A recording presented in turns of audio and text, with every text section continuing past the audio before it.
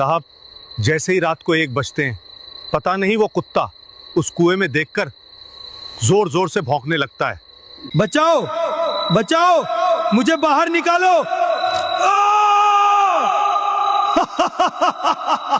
अरे बाप रे, ये क्या चीज है?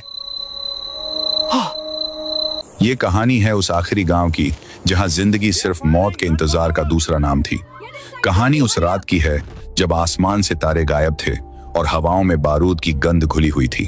कहानी है एक बेजुबान की जिसने वो देख लिया जो इंसान नहीं देख पाए, और एक ऐसी गद्दारी की जिसने अपनों को ही पीठ पीछे से काट दिया। क्या होता है जब देश की हिफाजत करने वालों को ही मौत के मुंह में धकेल दिया जाता है? क्या होता है जब एक कुत्ता अचानक पागलों की तरह जमीन खोदने लगता है, क्योंकि कुएं के तल में जो मिला वह किसी की भी रातों की नींद उड़ाने के लिए काफी है। अगर इस कहानी ने आपके रोंगटे न खड़े कर दिए तो कहना। अगर वीडियो दिल को छुए तो लाइक और सब्सक्राइब करना मत भूलना। सुंदरपुर भारत और एक बहुत ही चालाक दुश्मन देश की सरहद पर बसा हुआ आखिरी गांव था। यहाँ के लोग मजबूत थे क्योंकि उन्होंने हमेशा अपने सिर पर मौत का साया नाचते देखा था। गांव के बाहर जो इलाका था वहां दूर दूर तक सिर्फ बंजर जमीन थी और कंटीले तार थे जो 2 देशों को बांटते थे। इस गांव में एक लड़का था जिसका नाम विक्रम था।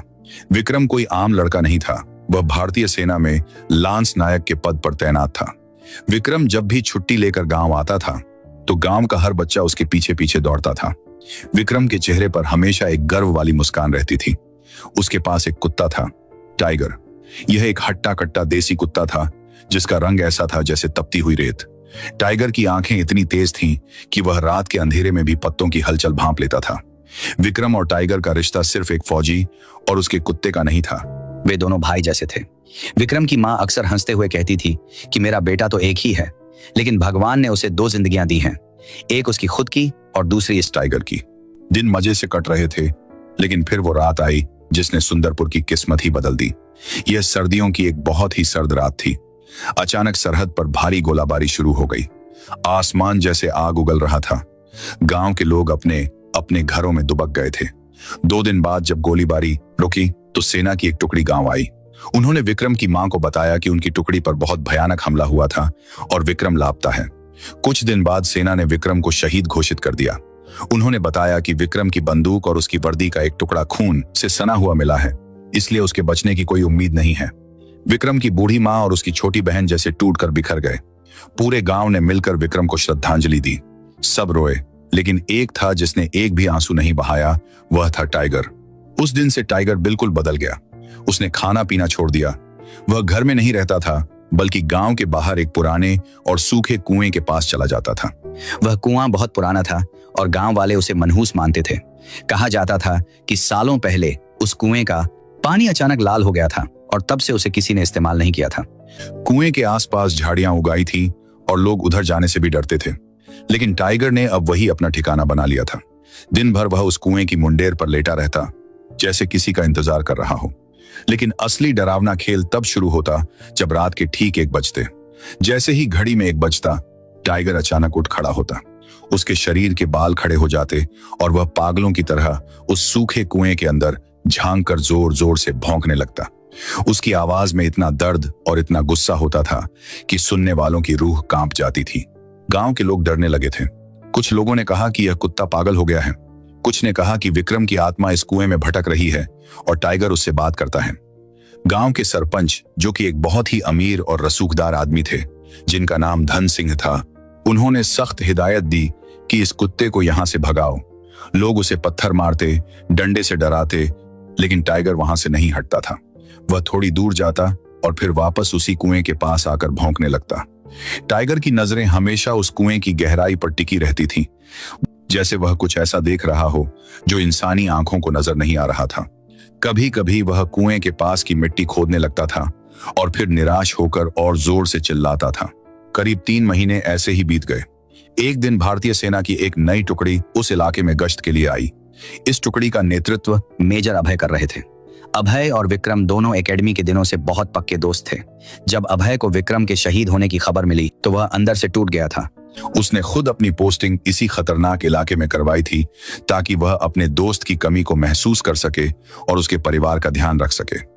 अभय एक बहुत ही शांत लेकिन बेहद तेज दिमाग वाला अफसर था। पहली ही रात जब मेजर अभय अपनी जीप में गांव का चक्कर लगा रहे थे तो उन्हें दूर से एक कुत्ते के भौंकने की आवाज सुनाई दी। यह आवाज इतनी दर्दनाक थी कि अभय ने फौरन जीप रुकवा दी। उन्होंने देखा कि गांव के बाहर उस पुराने कुएं के पास एक कुत्ता पागलों की तरह चिल्ला रहा है और जमीन खोद रहा है। अभय नीचे उतरे। जैसे ही टाइगर ने अभय की फौजी वर्दी देखी, वह एकदम से शांत हो गया। उसने अभय के फौजी जूतों को सूंघा और फिर उनकी पेंट पकड़कर उन्हें कुएं की मुंडेर की तरफ खींचने लगा। अभय को यह देखकर बहुत अजीब लगा। उन्होंने अपनी टॉर्च निकाली और कुएं के अंदर रोशनी की। कुआं बहुत गहरा था। नीचे सिर्फ पत्थर, सूखा कचरा और बहुत सारा अंधेरा था।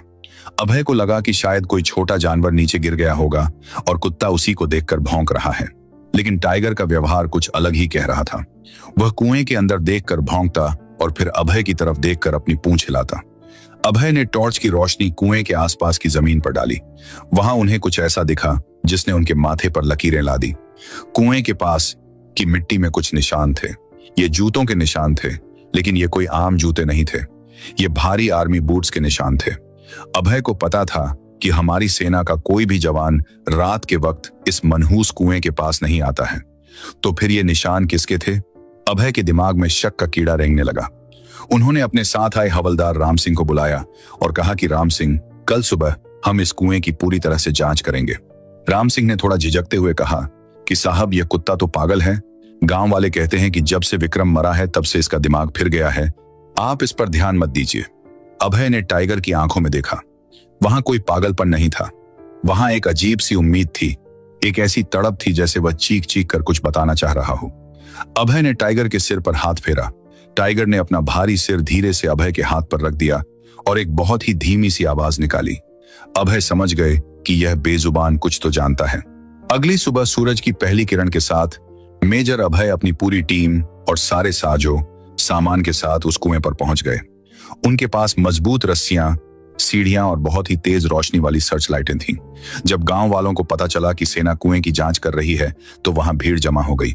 सरपंच धन सिंह भी वहां पहुंच गए। उनके चेहरे पर थोड़ी घबराहट थी, लेकिन उन्होंने अपनी मुस्कान के पीछे उसे छिपाने की पूरी कोशिश की। सरपंच ने मेजर अभय से कहा कि अरे मेजर साहब, आप अपना कीमती वक्त क्यों बर्बाद कर रहे हैं? इस कुएं में कुछ नहीं है। हमने कई बार इसे देखा है। ये तो बस एक पागल कुत्ते का ड्रामा है। अभय ने सरपंच की बात को पूरी तरह अनसुना कर दिया। उन्होंने अपने एक बहुत ही छरहरे और फुर्तीले जवान को रस्सी के सहारे नीचे उतारने का फैसला किया। जवान ने टॉर्च ली और धीरे धीरे नीचे जाने लगा। कुआं बहुत गहरा था। करीब 50 फीट नीचे जाने के बाद जवान के पैर जमीन पर टिके। ऊपर से अभय ने रेडियो पर पूछा कि क्या स्थिति है। करीब 10 मिनट तक नीचे से कोई जवाब नहीं आया। अभय को चिंता होने लगी। फिर अचानक रेडियो पर जवान की बहुत ही घबराई हुई आवाज आई, साहब, आप जल्दी नीचे आ जाइए, यहाँ नीचे कुछ बहुत ही भयानक है। अभय ने फौरन रस्सी पकड़ी और खुद नीचे उतरने लगे। जैसे जैसे वे नीचे जा रहे थे, कुएं की ठंडक और बदबू बढ़ती जा रही थी। जब अभय नीचे पहुंचे तो जवान ने अपनी टॉर्च एक दीवार की तरफ कर रखी थी। अभय ने देखा कि कुएं की वह दीवार पूरी तरह से पत्थरों की नहीं बनी थी। वहां एक हिस्से में लकड़ी के बड़े बड़े तख्ते लगे हुए थे। तख्तों पर बहुत ही सफाई से मिट्टी का लेप लगाया गया था ताकि वह बिल्कुल कुएं की दीवार जैसा दिखे। अभय ने अपनी कुल्हाड़ी निकाली और उस तख्ते पर जोर से वार किया। तख्ता टूट गया और उसके पीछे से जो दिखा उसने अभय की सांसें रोक दी। वहां एक बहुत ही लंबी और पक्की सुरंग थी। सुरंग के अंदर हल्के लाल रंग के छोटे छोटे बल्ब जल रहे थे और बिजली के तार बिछे हुए थे। यह कोई आम सुरंग नहीं थी। अभय समझ गए कि यह सुरंग सीधी दुश्मन देश की सीमा की तरफ जा रही है। उन्होंने तुरंत अपने जवानों को नीचे बुलाया और सबको अपनी बंदूकें तैयार रखने का आदेश दिया। वे सब बहुत ही सावधानी से उस सुरंग के अंदर घुसे। सुरंग में हवा बहुत कम थी और एक अजीब सी सड़ांध आ रही थी। करीब 200 मीटर अंदर चलने के बाद सुरंग थोड़ी चौड़ी हो गई और वह एक बड़े से तहखाने में बदल गई। उस तहखाने का नजारा देखकर अभय के रोंगटे खड़े हो गए।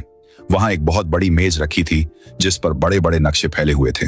एक तरफ हाई फ्रीक्वेंसी वाले रेडियो सेट रखे थे और दूसरी तरफ भारी मात्रा में बारूद और हथियार रखे थे। अभय ने नक्शों को ध्यान से देखा। उन नक्शों पर हमारी सेना के हथियारों के गोदामों, पानी के टैंकों और रसद सप्लाई करने वाले रास्तों पर लाल रंग से निशान लगाए गए थे।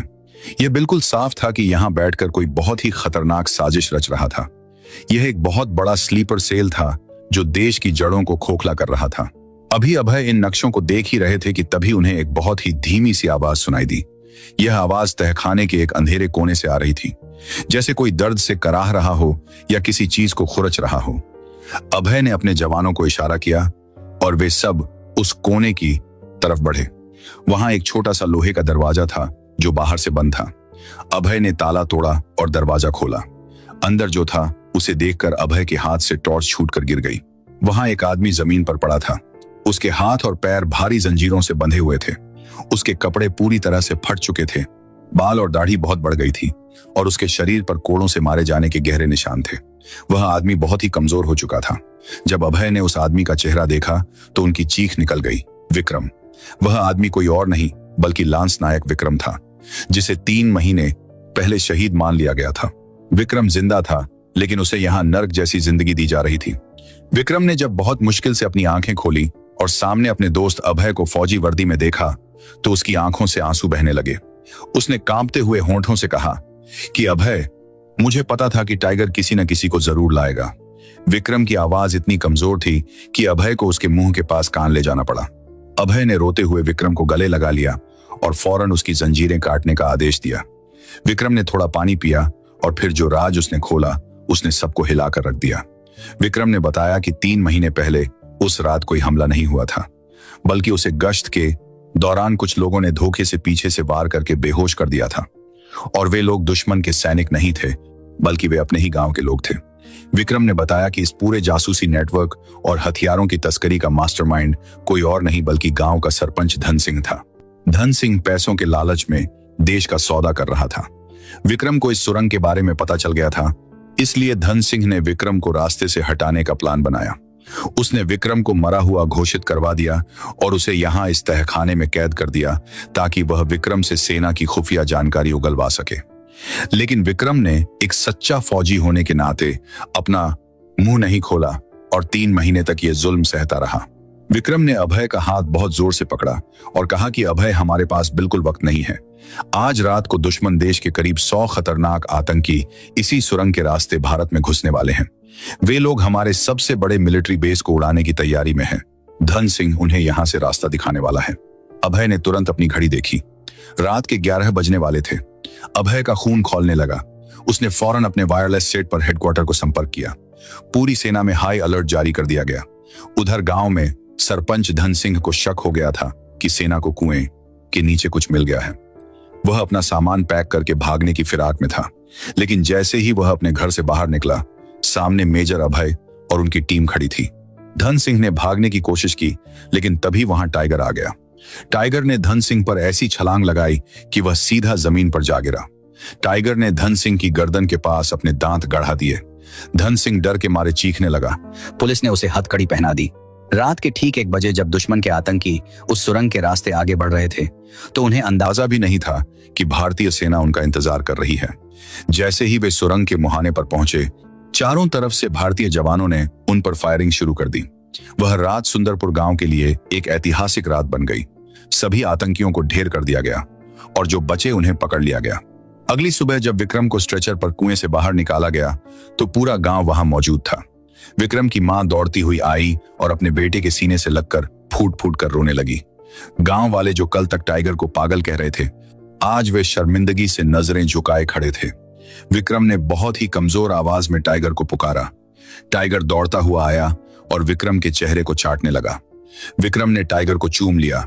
कुछ हफ्तों बाद जब विक्रम पूरी तरह से ठीक हो गया तो सेना के मुख्यालय में एक बहुत बड़ा सम्मान समारोह आयोजित किया गया। विक्रम को उसकी बहादुरी और देश के प्रति उसकी निष्ठा के लिए राष्ट्रपति द्वारा शौर्य चक्र से सम्मानित किया गया। लेकिन उस दिन का सबसे बड़ा हीरो कोई इंसान नहीं बल्कि एक बेजुबान कुत्ता था। सेना प्रमुख ने खुद टाइगर को एक विशेष मेडल पहनाया। उस मेडल पर लिखा था, देश का सबसे वफादार सिपाही। टाइगर को सेना में आधिकारिक तौर पर शामिल कर लिया गया। धन सिंह को गद्दारी के जुर्म में उम्र कैद की सजा हुई।